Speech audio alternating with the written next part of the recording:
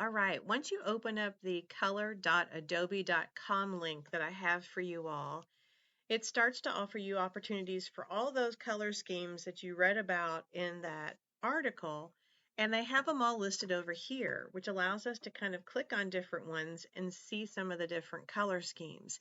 Here is the basic color wheel. You've got this basically your color spectrum. Look at it like a color picker, right? Like we have in Photoshop and Illustrator. Only it's going in a circular fashion now. So you've got yellows, yellow oranges, oranges, reds, red violets, blue greens, and yellow greens. Okay. Analogous we looked at was one of the terms where there are colors that are next door neighbors. Okay.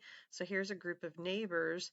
I'm like, you could spread out the neighbors, you could try colors over in different locations. So you could look at different colors as a possible opportunity. I can kind of see the one here that has a little arrow. He's the master. So I can move these and like, well, what about these grouping of colors? Because they're next door neighbors. Or what about these? Or what about these? So you can start to kind of play with and look at what some different colors look like. There's pastels, there's pure colors, so there's a lot of variety to kind of play with on these color wheels. Monochromatic, they talked about how it was just kind of one color and all of its lights and darks, right? So you could play with some different kinds of lights and darks with just one color. A triad, you could play with a triad of three colors equally spaced apart. All right, and look for colors this way.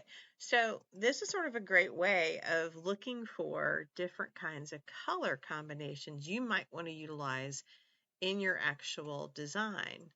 I'm going to, let's go with something a little bit more crazy like this, just for kicks and giggles. Okay, so say I'm doing a Gorilla Glue ad, right? And I'm like, ooh, I really like these colors. I like this. I might move this and have them be a little bit lighter. See what happens. Those are kind of fun. I'm going to take these and I'm going to come over here and I want to save to my library because you're logged in already. And then I'm going to say Gorilla Ad so I know what the heck the colors are for. And as soon as I hit save,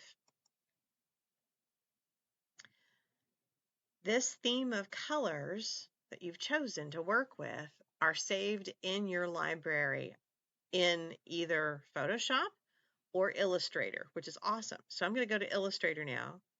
Here's a blank document in Illustrator. And over in the Properties tab, then Layers, you have Libraries. Looky there. They showed up, the Gorilla ad. Woohoo! Okay. Now, cool feature is I can right-click on these and I can tell this whole theme to go to my swatches. So what I do is I go up to Windows, down to Swatches. I'm going to pull this down a little bit here. Come on. There we go.